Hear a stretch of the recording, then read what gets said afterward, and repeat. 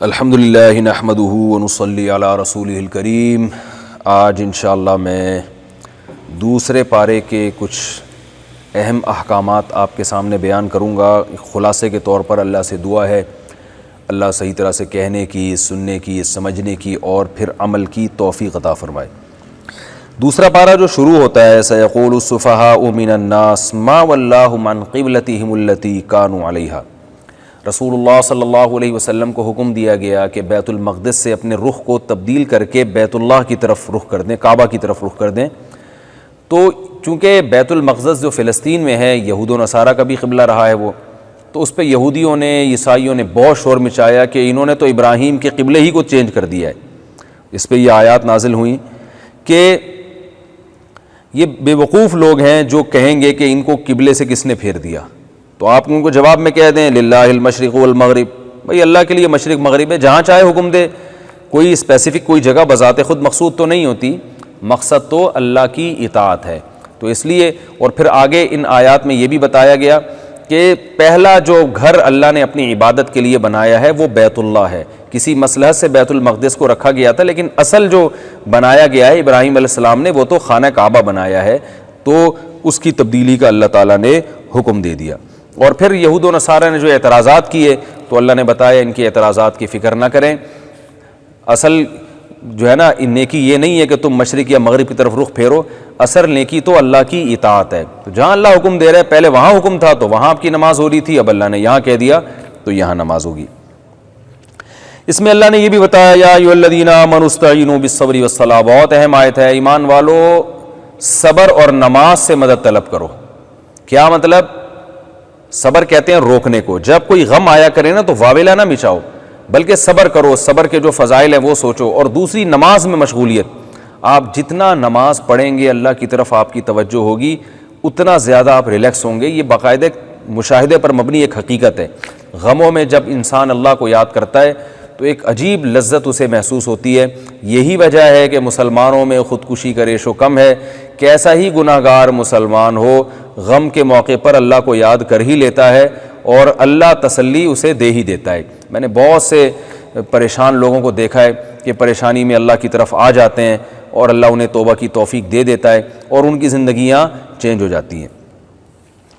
اسی میں اللہ نے یہ بھی بتایا کہ دیکھو غم تمہیں آتے رہیں گے، وَلَنَبْلُوَنَّكُمْ بِشَيْءٍ مِّنَ الْخَوْفِ وَالْجُوعِ وَنَقْصٍ مِّنَ الْأَمْوَالِ وَالْأَنفُسِ وَالثَّمَرَاتِ۔ دنیا ہمیشہ ایک جیسی نہیں رہے گی، ہم تمہیں آزماتے رہیں گے خوف کے ذریعے، بھوک کے ذریعے، پیسے کے نقصان کے ذریعے، جانوں کی ہلاکتوں کے ذریعے، تمہاری معیشت تباہ ہوگی، پھلوں کی ہلاکتیں ہوں گی۔ تو آج جو وائرس دنیا میں پھیلا ہوا ہے یہ بھی ایک اس کی مثال ہے۔ یہ کیا ہے؟ جانیں ہلاکتوں میں آ رہی ہیں، معیشت تباہ ہو رہی ہے۔ تو اللہ فرماتے ہیں یہ آزمائشیں آتی رہیں گی، وَلَنَبْلُوَنَّكُمْ، ضرور بے ضرور ہم تمہیں آزماتے رہیں گے، لیکن اس آزمائش میں واویلا نہیں مچانا۔ وَبَشِّرِ الصَّابِرِينَ، صبر کرنے والوں کو اے نبی خوشخبری سنا دیں۔ اب آپ بتاؤ غیر مسلم کے پاس تسلی کی ایسی آیتیں ہیں، وہ تو بیچارے پاگل ہوئے ہوئے ہیں، جو نہیں بھی مرے وہ ڈپریشن سے مر رہے ہیں۔ تو آپ احتیاطی تدابیر مکمل اختیار کریں، لیکن ساتھ ساتھ صبر بھی کرنا ہے۔ اور صبر کیسے کرنا ہے اس کا اللہ نے بہترین نسخہ بیان کر دیا۔ فرمایا اذا اصابتہم مصیبہ، جب ایمان والوں کو کوئی مصیبت پہنچتی ہے، یعنی کوئی خوف یا بھوک، معاشی ترقی نہ ہو رہی ہو، معاشی نقصان ہو رہا ہو یا جانیں ہلاک ہو رہی ہوں، تو وہ کیا کہتے ہیں؟ انا للہ، ہم اللہ کے غلام ہیں، ہم اللہ کے لیے ہیں۔ ظاہر ہے جب اللہ کے لیے تو اللہ کو حق ہے جو چاہے کرے ہمارے ساتھ۔ وَإِنَّا إِلَيْهِ رَاجِعُونَ، اور ہم نے لوٹ کر اسی کی طرف جانا ہے۔ کیا مطلب؟ بھائی خوشی میں ہو غم میں ہو جانا تو ادھر ہی ہے۔ تو اگر ہم غم میں صبر کریں گے، جب اس کے پاس جائیں گے تو اس کا ہمیں نعم البدل عطا کرے گا، بدل عطا کرے گا۔ یہ دو چیزیں سوچ کے ان کو تسلی ہو جاتی ہے کہ ایک تو ہم اللہ کے لیے ہی، دیکھیں کافر کیا سمجھتا ہے، وہ اپنے آپ کو اس زمین کا بے لگام بادشاہ سمجھنا شروع کر دیتا ہے۔ جیسے دنیا کی بڑی بڑی طاقتیں اپنے آپ کو سپر پاور سمجھ بیٹھی تھیں، اپنی معاشی ترقی پہ ان کو بڑا ناز تھا کہ ہم ایسے ہیں اور ایسے ہیں۔ اب ایک چھوٹا سا وائرس، آپ کو پتہ ہے یہ جو کرونا وائرس ہے نا، میں نے اس پہ بڑی تحقیق کی ہے، سائنسدانوں سے بھی کچھ ورکشاپ لی ہے میں نے، کہ یہ بیکٹیریا سے 200 گنا سے بھی زیادہ چھوٹا ہے ایک عام وائرس سے، یعنی ایک عام جرثومے سے کتنا چھوٹا ہے۔ اور آپ اس کی بدماشی دیکھیں، اتنا چھوٹے سے وائرس کم بخت نے امریکہ جیسی سپر پاور کو ہلا کے رکھ دیا ہے۔ کل ہمارے کسی ریلیٹیو نے بتایا امریکہ سے کہ 1.5 کروڑ لوگ امریکہ میں بے روزگار ہو گئے ہیں، اور ہمارے ملک پاکستان میں بھی بہت تیزی سے بے روزگاری بڑھ رہی ہے. بڑی بڑی کمپنیوں نے اپنے ملازمین کو نکال دیا. یو اے ای نے بہت ساری کمپنیاں یو اے ای میں بند ہو گئی. ہمارے ایک ریلیٹیو ابو ظہبی میں بہت اچھی پوسٹ پہ تھے, ان کو لیٹر مل گیا کہ بھئی آپ کو ہم نے فارغ کر دیا ہے. تو ایک چھوٹا سا وائرس, تو یہ کیا ہے, دنیا میں انسان اپنے آپ کو بے لگام بادشاہ سمجھنا شروع کر دیتا ہے, اکڑ دکھانا شروع کر دیتا ہے. میں یوں, میں نے ہواؤں کو مسخر کر دیا, میں نے سمندروں کو مسخر کر لیا, سمندروں کو اپنے تابع بنا لیا. تو اللہ نے فرمایا بھائی ہم تمہیں آزماتے رہیں گے اور تمہیں تمہاری اوقات دکھاتے رہیں گے. تو جو ایمان والے ہیں وہ کہیں گے یہ تو نارمل ہے, اس لیے کہ ہم تو اللہ کے لیے, بھائی ہم تو کہتے ہی نہیں کہ یہ زمین ہماری ہے, ہم تو خود اپنے نہیں ہیں, ہم خود کسی اور کے ہیں. تو یہ زمین ہماری کہاں سے ہو گئی, یہ معیشت ہماری کہاں سے ہو گئی, یہ ترقی ہماری کہاں سے ہو گئی. ایک آدمی خود کسی اور کا ہے اور وہ کہہ رہا ہے یہ موبائل میرا ہے. تو بھائی تم تو خود اپنے نہیں ہو, تمہیں تو ایک چیز میں اختیار نہیں ہے, تو یہ چیزیں تمہاری کہاں سے ہو گئیں. تو اللہ نے فرمایا کہ ایمان والے تسلی رکھتے ہیں کہ بھئی ہم اللہ کے ہیں. اور ایک تسلی یہ بھی ہوتی ہے کہ اس پر ہمیں اجر ملے گا. انا الیہ راجعون, ہم نے لوٹ کر اللہ کی طرف جانا ہے. اور نبی صلی اللہ علیہ وسلم نے خوشخبری سنائی, فرمایا حتی الشوکۃ یشاکھا, ایک کانٹا بھی تمہیں لگتا ہے نا, اس سے جو تکلیف ہوتی ہے اس پہ بھی آپ صلی اللہ علیہ وسلم نے فرمایا تمہارا گناہ معاف ہوتا ہے اور اللہ تمہیں نیکی دیتے ہیں. تو جب ایک کانٹا لگنے پر گناہ معاف ہو رہے ہیں اور نیکیاں مل رہی ہیں, تو ایک وائرس اور ایک وبا میں جو ہمیں ٹینشن ہوگی, اس ٹینشن میں اگر صبر کریں گے احتیاطی تدابیر کے ساتھ, تو پھر یہ کتنی بڑی فضیلت کا ذریعہ بن جائے گی. تبھی صحابہ کرام میں جب طاعون پھیلتا تھا وہ ٹینشن نہیں لیتے تھے, بلکہ وہ خوش ہوتے تھے کہ بھئی شہادت کا اجر ملے گا. اچھا یہاں ایک بات ذہن میں رکھیں, خوش ہونے کا یہ مطلب نہیں کہ احتیاطی تدابیر چھوڑ دیں آپ. بعض لوگ کیا کرتے ہیں, اعتدال کے راستے سے ہٹتے ہیں کہ وہ خود سے بیمار ہونے کی کوشش کر رہے ہیں. تو ایسی آزمائش جو اللہ کی طرف سے ہو, آپ پوری احتیاطی تدابیر اختیار کر رہے ہو, لیکن پھر بھی اللہ کی طرف سے آزمائش آ جائے تو اس آزمائش میں صبر کرنے پر اجر بھی ملتا ہے اور اللہ کی طرف سے صبر کی توفیق بھی ملتی ہے. اور ایک آزمائش جو انسان کی اپنی حماقتوں کا نتیجہ ہو, تو اس میں علماء کہتے ہیں کہ اکثر اس میں انسان کو صبر کی توفیق بھی نہیں ملتی. اور جیسے دیکھیں کوئی اللہ کسی کو مار دے تو موت ہے, لیکن کوئی خود اپنے آپ کو مار دے تو خودکشی ہے. ایک ہی عمل ہے لیکن ایک حرام ہے اور ایک اللہ کی طرف سے ہے, اس میں صبر پہ ثواب ملتا ہے. انسان کی جو ہے نا وہ عالم برزخ میں پہنچ جاتا ہے, اپنے اعمال کا حساب کا وقت آ جاتا ہے اس کے پاس, لیکن خودکشی کرے گا تو حرام موت مرے گا. تو اس لیے دو چیزوں کو خلط مت نہیں کرنا چاہیے. تو اللہ نے فرمایا ایمان والے کہتے ہیں جب بھی کوئی مصیبت آتی ہے ہم اللہ کے ہیں اور ہم نے لوٹ کر اسی کی طرف جانا ہے. اللہ فرماتے ہیں اولئک علیہم صلوات من ربہم, یہ بہت اہم آیت ہے اس پارے کی. فرمایا یہ وہ لوگ ہیں جن پر رب کی طرف سے خاص رحمتیں نازل ہوتی ہیں, ورحمہ اور عمومی رحمت بھی. رحمت ایک عام رحمت, اور صلوات جو اللہ کی مخصوص قسم کی رحمتیں جو خاص لوگوں پہ نازل ہوتی ہیں. تو پتہ یہ چلا کہ ٹینشن نہیں لینا بھائی, پریشانیوں میں دو چیزیں سوچنی ہے, بھائی اللہ کے ہیں اور اس کا اجر ہمیں ملے گا. تو یہ دو چیزیں جو سوچے گا وہ ریلیکس بھی ہو جائے گا اور اس کو اللہ کی طرف سے خصوصی رحمتیں بھی اس کے اوپر نازل ہوں گی. وَأُولَٰئِكَ هُمُ الْمُهْتَدُونَ, فرمایا یہی لوگ سیدھے ہدایت پر ہیں. صرف نماز روزہ پڑھ لینا کافی نہیں ہے, بلکہ غم میں انسان کا پتہ چلتا ہے کہ وہ اس غم کو کیسے سامنا کرتا ہے, اس پریشانی کا کیسے سامنا کرتا ہے. اور مسلمان کے لیے تو یہ ٹینشنیں اس لیے بھی رحمت بن جاتی ہیں کہ وہ اللہ کے قریب ہو جاتا ہے, وہ گناہوں کے چھوٹنے کا ذریعہ بن جاتی ہیں. نبی صلی اللہ علیہ وسلم نے فرمایا جب کسی قوم میں بے حیائی پھیلتی ہے تو ایسی بیماریاں آئیں گی کہ کبھی ان کے باپ دادا نے سنا بھی نہیں ہوگا. تو جب ہم یہ حدیث پڑھتے ہیں تو اس وبا میں ہمیں کم از کم بے حیائی سے توبہ کی توفیق تو ملنی چاہیے. بہت سے لوگوں کو الحمدللہ توفیق ملی ہے, تو یہ بھی تو ایک اللہ کی رحمت ہے کہ جو گناہ ان سے نہیں چھوٹ رہا تھا ایک وبا نے ان سے وہ گناہ چھڑوا دیا. تو اور بہت سارے گناہ ہیں جو وباؤں میں چھوٹ جاتے ہیں. آپ دیکھیں جو ہے کتنے سارے جرائم ہیں جو معاشرے میں چلو وقتی طور پر ہی بند ہوئے لیکن ہو گئے الحمدللہ. تو بہت سے جرائم ہو بھی رہے ہیں, ان کو بھی ہمیں ختم کرنے کی کوشش کرنی چاہیے. تو اس طرح سے یہ وبائیں اور یہ آزمائشیں مسلمان کے حق میں رحمت بن جاتی ہیں. رسول اللہ صلی اللہ علیہ وسلم نے فرمایا طاعون ایک عذاب ہے جس پر اللہ چاہتا ہے مسلط کرتا ہے, لیکن اسے مومنین کے حق میں اللہ رحمت بنا دیتا ہے. تو یاد رکھے ہر مومن کے حق میں نہیں, وہ مومن جو صبر کرے گا اور وباؤں میں گناہ سے توبہ کی کوشش کرے گا اور اللہ کی طرف رجوع کرے گا, اس کے لیے یہ وبائیں رحمت بن جاتی ہیں. اللہ نے اس میں یہود کے ان علماء کی بھی برائی کی جو ہدایت کی باتیں لوگوں کو بتاتے نہیں تھے, چھپاتے تھے. ان الذين يكتمون ما انزلنا من البينات والهدى من بعد ما بيناه للناس في الكتاب اولئك يلعنهم الله. فرمایا ہم نے تورات نازل کی، اس میں حکام دیے، یہود کے بہت سے علماء وہ حکام لوگوں سے چھپایا کرتے تھے صرف پیسوں کی لالچ میں اور عزت کی لالچ میں۔ تو ہم اس امت کے علماء کو بھی حکم دیا جا رہا ہے کہ آپ نے پیسوں کی لالچ میں، عزت کی لالچ میں، نام کی خاطر اللہ کے احکامات کو چھپانا نہیں ہے۔ فرمایا وَإِلَٰهُكُمْ إِلَٰهٌ وَاحِدٌ، ایک الہ ہے، اور پھر اللہ نے اس ایک معبود کے دلائل دیے کہ آسمانوں زمینوں کی پیدائش میں اور دن اور رات کے اختلاف میں، اور والفلک التی تجری فی البحر، سمندر میں جو کشتیاں چلتی ہیں، اور پھر اللہ نے جو آسمان سے پانی برسایا اور ہر قسم کے جانوروں کو زمین پہ پھیلا دیا، یہ سب اللہ کی قدرت کے نمونے ہیں۔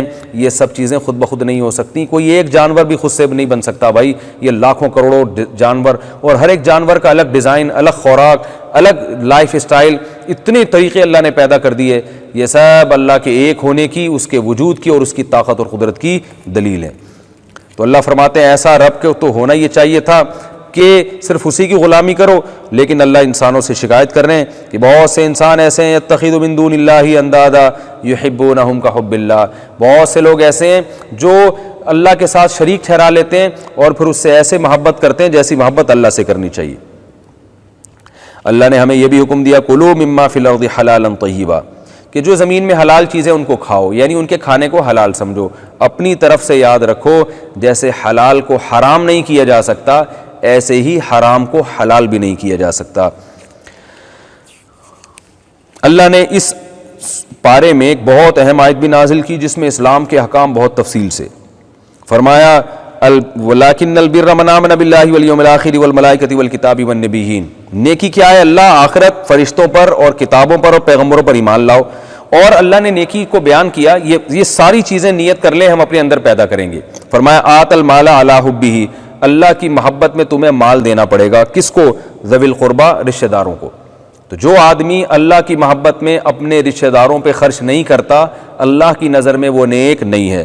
والیتامى، فرمائے یتیموں پہ خرچ کرو، والمساکین، عام غریبوں پہ خرچ کرو، وابن السبیل، کوئی مسافر ہے بیچارہ بھولا بھٹکا جس کو ضرورت ہے اس کے ساتھ حسن سلوک کرو، والسائلین، جو مانگنے والے ہیں یعنی جو بھکاری واقعی مستحق ہیں ان کے ساتھ خرچ کرو، وفی الرقاب، اور غلاموں کو آزاد کرنے میں خرچ کرو، غلاموں کو غلامی کی توق سے نکالنے میں خرچ کرو۔ اللہ یہ چاہتے ہیں کہ انسان میرا غلام بنے۔ آج اندرون سندھ میں بہت سے ایسے ہاری ہیں جن کو ان کے مالکوں نے غلام بنا کے رکھا ہوا، ان کو قرضہ سود پہ دے دے کے پھر ان کو یرغمال بنا کے رکھتے ہیں۔ الحمدللہ ہم نے دیکھا بعض لوگ کیا کرتے ہیں، ان کے قرضے ادا کر کے ان کو وہاں سے جو ہے وہ آزاد کراتے ہیں۔ یہ بھی غلامی کی ایک قسم ہے۔ تو آپ نے اگر دیکھا ہے کسی سیٹھ نے کسی کو قرضہ دے دے کے غلام بنایا ہوا ہے تو آپ اس کا قرضہ ادا کر کے اگر اس غلامی سے اس کو نجات دلواتے ہیں تو یہ بھی اسی فضیلت میں داخل ہے۔ IMF نے قرضے دے دے کے بہت سے ملکوں کو غلام بنایا ہوا ہے، تو بھائی اگر کوئی حاکم کسی ملک کو IMF کی غلامی سے نکالتا ہے تو جب ایک شخص کو غلامی سے نکالنے کی فضیلت ہے تو ملکوں کو غلامی سے نکالنے کی بھی فضیلت ہے۔ اللہ کرے ہمارے حکمران ہمارے ملک کو IMF کی غلامی سے نکالیں کسی طریقے سے۔ پھر اللہ نے فرمایا وَأَقَامَ الصَّلَاةَ وَآتَى الزَّكَاةَ، صرف یہی نہیں کہ مخلوق کے حق، اللہ کا حق بھی ادا کرے، جیسے کہ میں نے کل کے درس میں بھی بتایا تھا کہ صرف مخلوق کا نہیں، یعنی پچھلے درس میں نے بتایا تھا کہ صرف مخلوق نہیں، اللہ کو بھی، اللہ کے حکام بھی ادا کرنے ہیں۔ جو لبرل لوگ ہیں وہ مخلوق کا حق تو مانتے ہیں، اللہ کا نہیں مانتے۔ اللہ نے فرمایا اقام الصلاۃ وآت الزکاۃ، نماز بھی قائم کرے، زکوٰۃ بھی دے۔ والموفون بعہدہم اذا عاہدوا، کیریکٹر کو بھی درست کرنا ہے۔ وہ کیسے؟ کہ جب کوئی ایگریمنٹ کرو تو اس کو پورا کرو۔ والصابرین فی البأساء والضراء، اور جنگوں میں، بیماریوں میں صبر کرنا ہے۔ حین الباس، لڑائی کے وقت میں بھی تم نے صبر کرنا ہے۔ اولئک الذین صدقوا، یعنی میدان جنگ میں بھی صبر کرنا ہے، بیماریوں میں بھی اور غربت میں بھی صبر کرنا ہے۔ فرمائے جن کے اندر یہ صفات ہوں گی، اولئک الذین صدقوا، یہ سچے لوگ ہیں، ایمان کے دعوے میں سچے، اور یہی متقون ہیں، پرہیزگار لوگ ہیں۔ اس پارے میں اللہ نے جو فوجداری کے احکام ہیں نا، جرائم کو دنیا سے ختم کرنے کے، وہ حکام بھی بیان کیے۔ ان میں ایک حکم اللہ نے بیان کیا قصاص کا۔ اسلام میں کیا ہے؟ قتل کا بدلہ قتل ہے، جبکہ آج دنیا میں قصاص کا نظام ختم ہو گیا۔ اسلام قصاص کو مانتا ہے، اور قصاص کا اختیار حکومت کو نہیں دیتا بلکہ مقتول کے وارثوں کو اختیار دیتا ہے۔ کسی کے باپ کو قتل کیا تو بیٹوں کو حق حاصل ہے کہ وہ اپنے باپ کے قاتل کو قتل کریں۔ حکومت کا کام مینجمنٹ ہے کہ وہ دیکھنا ہے کہ قاتل نے قتل کیا بھی ہے یا نہیں کیا، اور قاتل کو پکڑ کے مقتول کے وارثوں کے حوالے کرنا، یہ گورنمنٹ کا کام ہے۔ گورنمنٹ کا کام معاف کرنا یا قتل کرنا بالکل بھی نہیں ہے۔ آج یہ حکم بھی جو ہے نا وہ دنیا سے ختم ہوتا جا رہا ہے، اور اس کی وجہ سے جرائم پھیلتے جا رہے ہیں۔ اور اللہ نے اس میں ہمیں حکم دیا روزوں کا، کتب علیکم الصیام، اے ایمان والو تم پر روزے فرض ہیں جیسے تم سے پہلی امتوں پہ روزے فرض تھے۔ اسی میں رمضان کی فضیلت کو بھی اللہ نے بیان کیا کہ رمضان وہ مہینہ ہے جس میں قرآن نازل ہوا، اور اللہ تعالیٰ نے اس آیت میں ہمیں یعنی پارے میں ہمیں ایک اہم حکم دیا، لا تاکلوا اموالکم بینکم بالباطل، ایک دوسرے کا مال ناحق طریقے سے کھانے کی اجازت نہیں ہے۔ بتا دیا نہ تم بہروں کی وراثت کھا سکتے ہو، نہ بیوی کا مہر اس کی پرمیشن کے بغیر کھا سکتے ہو، نہ سسرال کی جائیدادیں کھا سکتے ہو وہاں سے لے کے، اور نہ تم رشوت لے سکتے ہو، اور نہ تم کسٹمر کو دھوکہ دے کے مہنگی چیز سستی چیز کو مہنگا کر کے بیچ کے کھا سکتے ہو۔ تو ناحق جتنے طریقے تھے مال کھانے کے اسلام نے سب کو حرام قرار دے دیا۔ فرمایا وَتُدْلُوا بِهَا إِلَى الْحُكَّامِ، اسی طرح حکمرانوں کو پیسے کھلا کے ان سے ناجائز فیصلے کروانا، اس کو بھی اللہ نے حرام قرار دیا۔ جج کو پیسے کھلائے جاتے ہیں اپنے حق میں فیصلہ کروانے کے لیے، کسی سیاستدان کو پیسے کھلا دیے جاتے ہیں، پولیس والوں کو پیسے کھلا دیے جاتے ہیں۔ تو کسی بھی ناحق فیصلہ کروانے کے لیے رشوت دینے کو اللہ نے ان آیت میں حرام قرار دیا۔ فرمایا کہ وَتُدْلُوا بِهَا إِلَى الْحُكَّامِ لِتَأْكُلُوا فَرِيقًا مِّنْ أَمْوَالِ النَّاسِ بِالْإِثْمِ وَأَنْتُمْ تَعْلَمُونَ، فرمایا تمہیں پتہ بھی ہے کتنا بڑا جرم ہے، اس کے باوجود تم یہ کام کرو تو یہ حرام ہے۔ اللہ نے ان آیات میں جہاد کا بھی حکم دیا، قاتلوا فی سبیل اللہ الذین یقاتلونکم، ابتدا میں حکم آیا تھا جو صرف تم سے لڑیں، صرف تم ان سے لڑو، اس کے بعد جہاد کی عمومی اجازت دے دی گئی، تو جہاد کی فضیلت کو بیان کیا گیا، تو یہ بھی ان آیات میں تفصیل سے بیان کیا گیا ہے۔ زیادہ تفصیل تو جہاد کی سورہ توبہ میں اور سورہ بقرہ میں سورہ انفال میں ہے، وہاں انشاءاللہ بیان کروں گا۔ پھر اللہ نے اسی صورت میں حج کی فرضیت کو بھی بیان کیا، اور یہ بھی اللہ نے بتایا کہ جب تم حج پہ جاؤ تو بزنس کرنے میں کوئی حرج نہیں ہے۔ لیس علیکم جناح ان تبتغوا فضلا من ربکم، کہ تم وہاں جا کے اگر کاروبار کرتے ہو تو یہ بھی جائز ہے۔ دیکھیں اللہ تعالیٰ مسلمانوں کی تجارت کو کتنا پسند کرتے ہیں، کہ خاص طور پہ اللہ نے تجارت کی حلت کو بیان کیا کہ بھائی حج کرنے جا رہے ہو تو وہاں بھی تجارت کر سکتے ہو، بلکہ یہ اللہ کا فضل ہے، تلاش کرو جا کے اس فضل کو۔ تو یہ اس سے پتہ چلتا ہے بھائی اللہ مسلمانوں کی معاشی ترقی چاہتے ہیں۔ آج ہمارے یہاں دین کا ایک ایسا تصور پیش کیا جاتا ہے کہ بس بالکل دنیا سے دور ہو کے بیٹھ جاؤ اور مسلمانوں کا بیڑا غرق کر دو۔ تو اللہ نے اسباب اور وسائل اختیار کرنے کا بھی حکم دیا، فرمایا حج کر رہے ہو تو غریبی میں بزنس بھی کرو، تجارت بھی کرو، اس سے کیا فائدہ ہوگا، مسلمانوں کی تجارت مضبوط ہوگی۔ آج افسوس کے ساتھ کہنا پڑتا ہے ہم جب حج کرنے جاتے ہیں تجارت یہودیوں کی سٹرونگ ہو رہی ہوتی ہے۔ آپ جب حج کریں گے نا تو جتنے بھی حاجی جمع ہوتے ہیں وہاں پہ تو پروڈکٹ ساری یہودیوں کی بک رہی ہوتی ہیں، تو ایسا لگتا ہے یہودیوں نے ہمیں چھوڑ کر یہودیوں نے ان آیات پر عمل کرنا شروع کر دیا اور معاشی لحاظ سے مضبوط ہو گئے۔ اگر وہاں پر ہماری پروڈکٹ بک رہی ہوتی تو آج ہم ترقی کرتے، آج ہم مضبوط ہوتے۔ انہی آیات میں اللہ نے حکم دیا ادخلوا فی السلم کافہ، ایمان والو اسلام میں مکمل داخل ہو جاؤ۔ یہ جو آدھا تیتر آدھا بٹیر کچھ احکام لے لیے کچھ چھوڑ دیے، اللہ اس کو نہیں مانتے، اللہ کہتے ہیں پورے اسلام میں داخل ہو۔ پھر اللہ نے خرچ کرنے کا حکم دیا اور یہ بھی بتایا کہ سب سے پہلا تمہارا مال کا مستحق کون ہے، وہ ہیں فللوالدین، ما انفقتم من خیر فللوالدین، سب سے پہلے اولاد پر والدین کا حق ہے، والاقربین، اور پھر قریبی رشتہ داروں کا حق ہے۔ تو قریب سے قریب رشتہ دار کا آپ کو پہلے خیال کرنا پڑے گا، پھر یتیم ہیں، پھر مسکین ہیں، پھر مسافر ہیں، تو ان کو اسی ترتیب سے اللہ نے ہمیں خرچ کرنے کا حکم دیا گیا ہے۔ اور اللہ نے یہ بھی بتایا کہ خرچ کرنا کتنا ہے، اللہ نے فرمایا العفو، جو اضافی ہے وہ خرچ کرو، ایسا نہ ہو کہ اتنا خرچ کر دو کہ کل اپنے ضروری خرچوں کے لیے لوگوں سے بھیک مانگنی پڑے۔ تو یہ بہت اہم حکم اللہ نے دیا کہ بھائی جو اپنے ضروری خرچے ہیں ان کا پہلے خیال کرو، جو اضافی ہے وہ تم اللہ کے راہ میں خرچ کرو۔ اس کا معیار یہ ہے کہ اتنا خرچ کرنا کہ کل کسی اور سے بھیک مانگنی پڑے، اس کی اسلام نے اجازت نہیں دی۔ نکاح کے احکام بھی اللہ نے بیان کیے کہ مشرک مرد اور مشرک عورت سے نکاح حلال نہیں ہے، صرف یہود و نصارہ کی عورتوں سے نکاح کو حلال قرار دیا گیا، اور مردوں سے تو غیر مسلم مرد چاہے یہودی عیسائی ان سے عورت کے لیے نکاح بالکل حرام ہے، صرف عورت جو یہودی یا عیسائی ہو اور اپنے دین پر ہو اس سے نکاح مرد کے لیے حلال ہے، باقی ہر قسم کے غیر مسلموں میں نکاح کو اللہ نے حرام قرار دیا۔ آج افسوس کے ساتھ کہنا پڑتا ہے بعض مغربی کنٹریز میں مسلمان عورتیں غیر مسلم مرد سے نکاح کر لیتی ہیں اور بعض مسلمان مرد غیر مسلم عورت سے نکاح کر لیتے ہیں، یہ بالکل حرام ہے، ناجائز ہے۔ اللہ تعالیٰ نے ان آیات میں ہمیں طلاق کے حکام بھی بیان کیے۔ الطلاق مرتان فرمایا طلاقیں 2 مرتبہ ہیں، اس کے بعد تمہیں حق ہے عمدہ طریقے سے روکو یا رکھ لو، اور عورت کو بتایا کہ اگر مرد ظلم کر رہا ہے تو تم اس سے خلا کا مطالبہ کر سکتی ہو، اور خلا یاد رکھیں کہ ایگریمنٹ ہے جو مرد کی مرضی کے بغیر نہیں ہوتا، قرآن میں اسی کو اللہ نے بیان کیا ہے۔ تو یہ جو آج کل عدالتوں میں یک طرفہ خلا کی ڈگریاں جاری کی جا رہی ہیں، یہ شریعت میں کالعدم ہے۔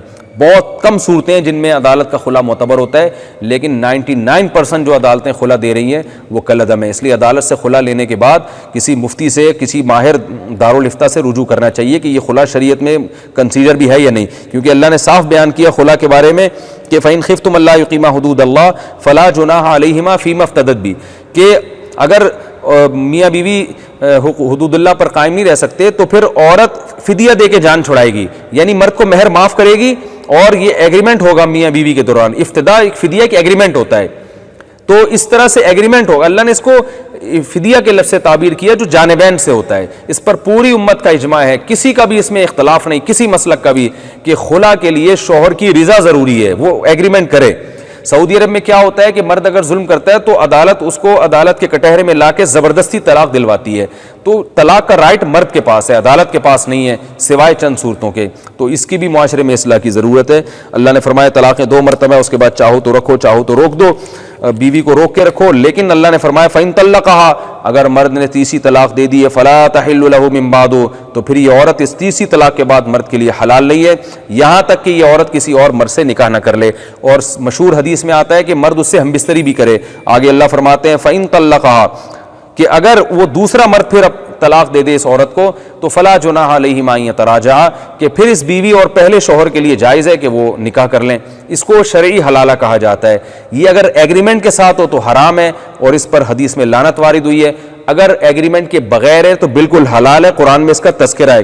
آج ہمارے ہاں بعض لوگ اللہ کی حدود سے تجاوز کر کے ہر قسم کے حلالے کو حرام کہہ دیتے ہیں، تو یاد رکھو یہ قرآن پر زیادتی ہے۔ قرآن نے صاف لفظوں میں کہا تیسری طلاق کے بعد عورت کسی اور مرد سے عدت کے بعد نکاح کرے گی، اور حدیث میں پتہ چلتا ہے ہم بستری بھی کرے مرد۔ پھر اگر وہ مرد پہلے سے کوئی ایگریمنٹ نہیں ہے، اپنی مرضی سے عورت کو چھوڑ دیتا ہے یا اس کا انتقال ہو جاتا ہے، یہ عورت اس سے طلاق مانگتی ہے اور وہ آرام سے اس کو طلاق دے دیتا ہے، تو اس کے بعد عورت عدت کے بعد قرآن سے صاف پتہ چلتا ہے کہ پہلے شوہر سے بھی نکاح کر سکتی ہے، کہیں اور بھی کر سکتی ہے، تو اسے پہلے شوہر سے نکاح نہ کرنے دینا اور اس کو غیرت، یعنی یہ کہنا کہ یہ غیرت کا عمل نہیں ہے، تو یہ قرآن پر زیادتی ہے۔ اور یاد رکھیں ان آیت میں یہ بھی پتہ چلتا ہے اللہ نے کوئی فرق نہیں رکھا کہ اسی مجلس میں طلاق دی ہو یا الگ مجلس میں، صاف اللہ نے فرمایا کہ اگر تیسری طلاق دے دی ہے تو بیوی حلال نہیں ہے۔ اس پر پوری امت کا اجماع ہے، کسی ایک صحابی سے ایک ضعیف روایت بھی نہیں ملتی جنہوں نے ایک مجلس کی 3 طلاقوں کو ایک کہا ہو۔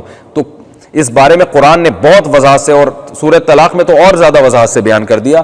یہ جو مسلم کی حدیث پیش کی جاتی ہے کہ نبی کے دور میں 3 طلاقیں ایک سمجھی جاتی تھیں، اس حدیث کا مفہوم میں کئی بیانات میں بیان کر چکا ہوں، بھی بیان کروں گا تو بات لمبی ہو جائے گی۔ اس کا وہ مفہوم نہیں، اس میں یہ کہیں نہیں ہے کہ ایک مجلس کی 3 طلاقیں ایک سمجھی جاتی تھیں۔ علی اطلاق 3 طلاقیں ایک سمجھی جاتی تھی زمانے جاہلیت کی وجہ سے، لیکن نبی نہیں سمجھتے تھے، نہ نبی نے 3 طلاقوں کو کبھی ایک قرار دیا ہے۔ جو 3 طلاقوں کو ایک قرار دینے والی حدیث ہے وہ بالکل ضعیف ہے، اس میں جو صحیح سند سے ہے اس میں یہ نہیں ہے کہ ایک مجلس کی 3 کو نبی نے ایک قرار دیا ہے۔ اس کی ڈیٹیل میں کئی دفعہ بیان کر چکا ہوں، اس بارے میں نے کتاب بھی لکھی ہے، اور اس بارے میں انشاءاللہ ایک اور کلپ میں ویڈیو بیان ریکارڈ کرواؤں گا جس میں پورے دلائل کے ساتھ میں ثابت کروں گا انشاءاللہ، جو میں کتاب میں ثابت کر چکا ہوں اپنی، کہ اس میں امت کا کوئی اختلاف نہیں ہے، اجماعی مسئلہ ہے، قرآن و حدیث نے اس کو بالکل وضاحت کے ساتھ بیان کیا ہے۔ بہت سارے صحابہ کے فتاوی ہیں کہ 3 طلاقیں ایک مجلس کی بھی 3 ہی ہوتی ہیں، ایک نہیں ہوتی، اور کوئی ایک صحابی سے بھی کوئی فتویٰ نہیں دکھا سکتا جنہوں نے 3 طلاقوں کو ایک کہا ہو۔ تو یہ اس لیے یاد رکھو 3 طلاقیں دینے کے بعد کوئی مفتی اگر فتویٰ دے دیتا ہے کہ بیوی حلال ہے تو اس مفتی کے فتوے پر عمل کرنا بالکل بھی جائز نہیں ہے۔ چاروں اماموں کا بھی اجماع ہے، محدثین کا بھی اجماع ہے، صحابہ اور تابعین کا بھی اجماع ہے اس مسئلے میں۔ تو آگے اللہ نے جو زمانے جاہلیت میں عورتوں پہ بڑا ظلم ہوتا تھا کہ طلاق دے کے عورت کو لٹکا دیتے تھے، بعض تو دیتے ہی نہیں تھے، ظلم کرتے رہتے تھے، تو اللہ نے مردوں کو اس ظلم سے روکا کہ امسکوہن بمعروف او سرحوہن بمعروف ولا تمسکوہن ضرارا لتعتدوا، بیوی کو اس نیت سے مت روکو کہ تم اس پر ظلم کرو گے، بھائی حقوق ادا کر سکتے ہو تو رکھو، نہیں کر سکتے تو اس کو چھوڑ دو، لٹکا کے مت رکھو۔ یہ آج بھی ہمارے معاشرے میں ہو رہا ہے کہ نہ چھوڑتے ہیں، نہ لٹکا کے، نہ اس سے محبت کرتے ہیں، نہ اس کے حقوق ادا کرتے ہیں، لٹکا دیتے ہیں اس کو۔ اس سے اللہ نے سختی سے منع کیا، اور یہ بھی اللہ نے حکم دیا کہ طلاق کے بعد تم نے جو مال اس کو دیا تھا اس میں سے کچھ بھی تمہیں لینے کی اجازت نہیں ہے۔ آج پورا جہیز پی جاتے ہیں، مہر بھی پی جاتے ہیں، بالکل حرام ہے، غلط ہے۔ پھر اللہ نے ان آیت میں یہ بھی بتایا کہ جب تم عورت کو طلاق دو اور وہ عدت پوری ہو جائے تو اگر وہ دوبارہ کہیں شادی کرنا چاہے تو اسے شادی سے مت روکو۔ ایسی گاؤں میں، دیہاتوں میں اور بعض علاقوں میں والدین کی ایسی ناک ہوتی ہے کہ اب تو تمہارے بچے ہیں، اب تم کیوں شادی کرنا چاہتی ہو، اور پھر وہاں کیوں کر رہی ہو، یہاں کیوں نہیں کر رہی۔ تو اللہ نے صاف حکم دیا فَلَا تَعْضُلُوهُنَّ يَنْكِحْنَ أَزْوَاجَهُنَّ، نہ اسے نکاح سے روکو، چاہے اس کے بچے ہوں یا نہیں ہوں، اس کو ضرورت ہے یا نہیں ہے وہ جانتی ہے، اس کی شادی میں رکاوٹ مت بنو، اور جہاں وہ شادی کرنا چاہ رہی ہے وہاں اس کو شادی کرنے دو۔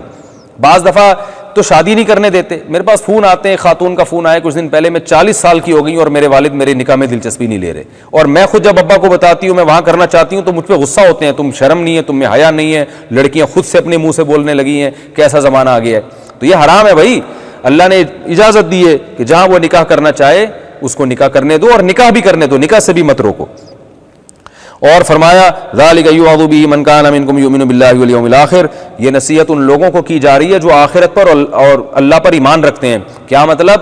جن کو پتہ ہے کہ اگر ہم نے اپنی بہن بیٹی کو نکاح سے روکا تو کل قیامت میں اللہ ہم سے پوچھے گا، تو جن کو کا آخرت پر ایمان ہے نا ان کو نصیحت کی جا رہی ہے۔ جو ایمان ہی نہیں ہے تو پھر بھائی جو کرتے پھرو، جب تمہیں کوئی آخرت کا خوف ہی نہیں ہے تمہارے دل میں۔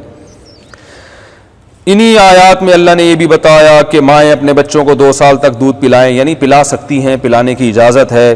اور اللہ نے یہ بھی ارشاد فرمایا کہ اگر دودھ چھڑوانا چاہیں آپس کی رضامندی سے چھڑوا بھی سکتے ہیں۔ لا تضار والدۃ بولدہا ولا مولود لہ بولدہ، فرمایا کہ میاں بیوی میں نے نہ بچے کی وجہ سے باپ کو نقصان پہنچایا جائے نہ ماں کو۔ آج کیا ہوتا ہے جب میاں بیوی میں علیحدگی ہوتی ہے تو یا تو عورت بچے چھین کے لے جاتی ہے، پھر وہ باپ کے خلاف ورغلاتی ہے، یا باپ چھین کے لے جاتا ہے، ماں سے نہیں ملاتا۔ تو اللہ نے اس سے منع کیا ہے، بھائی بچے پر باپ کا بھی حق ہے، ماں کا بھی حق ہے۔ ماں کے پاس اگر بچے رہیں گے تو وہ بچوں کو باپ کے خلاف ورغلائے گی نہیں، باپ خرچہ دے گا لیکن جب چاہے گا بچوں سے آ کے ملتا رہے گا وہ۔ اور بچے اگر باپ کے پاس رہتے ہیں تو ماں کے خلاف نہیں ورغلائے گا اور خرچہ دے گا، وہ اس کا حق ہے، اس کی ذمہ داری ہے، لیکن ماں جب چاہے گی بچوں سے ملتی رہے گی۔ اور فقہاء نے مزید تفصیل بیان کی ہے کہ اگر بچے ماں کے پاس رہتے ہیں تو ہفتے میں کم از کم 1 دن باپ کے پاس رات بھی گزاریں گے، وہ باپ کو حق حاصل ہے۔ آج ہم دیکھتے ہیں کہ بڑا ظلم ہوتا ہے کہ طلاق کے بعد جس کا زور چلتا ہے وہ لے جاتا ہے، اور اکثر عدالتیں عورت کا ساتھ دیتی ہیں، عورتیں بچوں کو لے جاتی ہیں اور پھر سارا خرچہ شوہر سے لیا جاتا ہے۔ یاد رکھیں خرچہ تو شوہر سے لیا جائے گا لیکن پھر بچوں کی تعلیم اور تربیت شوہر کی مرضی کے مطابق ہوگی، باپ کی مرضی کے مطابق ہوگی۔